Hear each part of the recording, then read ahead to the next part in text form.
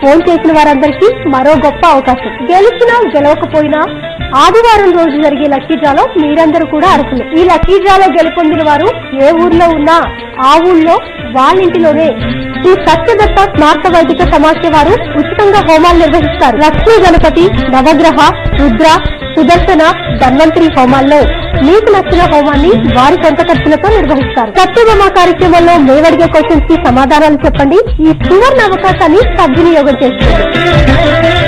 సత్యభామ ప్రతిరోజు మధ్యాహ్నం 12 గంటలకు మీ ఓం ఛానల్లో.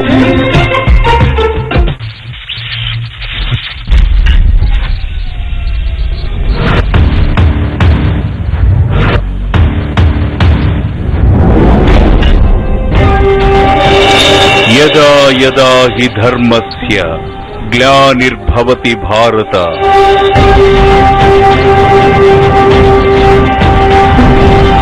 అభ్యుత్థానమధర్మస్య తదాత్మానం సృజామ్యహం పరిత్రాణాయ సాధూనాం వినాశాయ చ దుష్కృతాం ధర్మ సంస్థాపనార్థాయ సంభవామి యుగే యుగే.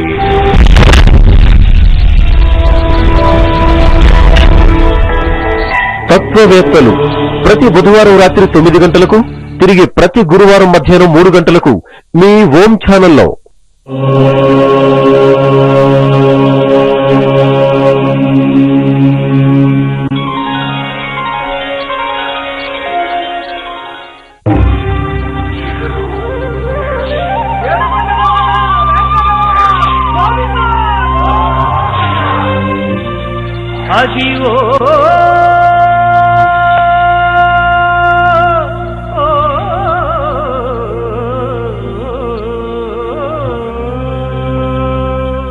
విరామం అనంతరం వెంకట విజయం కార్యక్రమానికి పునఃస్వాగతం.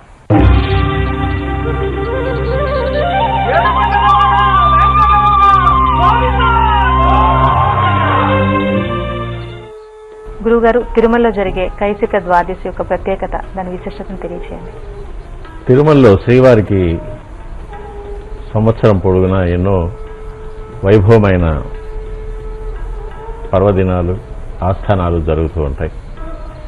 ఇందులో స్వామివారికి జరిగే 3 పెద్ద ఆస్థానాలు ఉగాది, దీపావళి, దక్షిణాయన పుణ్యకాలం అనే ఆదివార ఆస్థానం.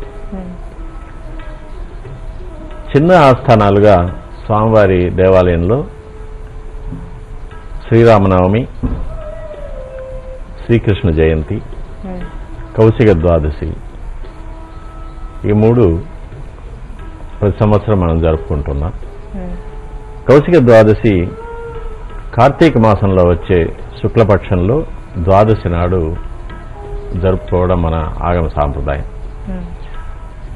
ఈ కౌశిక ద్వాదశి పండుగలో జరిగి ఉన్న ఒక పెద్ద విశేషం, స్వామివారి యొక్క స్నపన బేరమైన ఉగ్ర శ్రీనివాసమూర్తి వారు శ్రీదేవి, భూదేవ అమ్మవార్లతో పాటు ఈ ఒక్కరోజు మాత్రం సూర్యోదయానికి ముందు మాడవీధుల్లో ఉత్సవంగా వస్తారు. సుమారు 600 సంవత్సరాల ముందు ఉగ్ర శ్రీనివాసమూర్తి వారిని ఉత్సవ బేరంగా అన్ని ఉత్సవాలకు మనం వాడుకుంటూ ఉండేవాళ్ళం. కానీ యుగభేదం వల్ల ఉగ్ర శ్రీనివాసమూర్తి వారు మాడవీధి ఉత్సవానికి వేయించేసిన ప్రతి సందర్భంలోనూ చుట్టుపక్కల ఉన్న గ్రామాల్లో అగ్ని ప్రమాదాలు సంభవించడం వల్ల దైవ ప్రశ్న అడిగినప్పుడు స్వామివారు ఒక అర్చకుడి మీద ఆవేశంగా వచ్చి ఈ ఉగ్ర శ్రీనివాసమూర్తి వారి విగ్రహాలకు ఉత్సవ బేరంగా ఆరాధించుకునే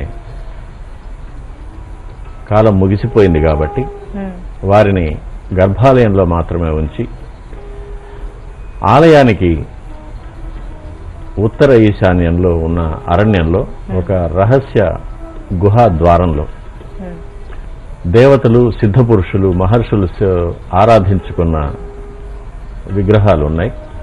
వాటిని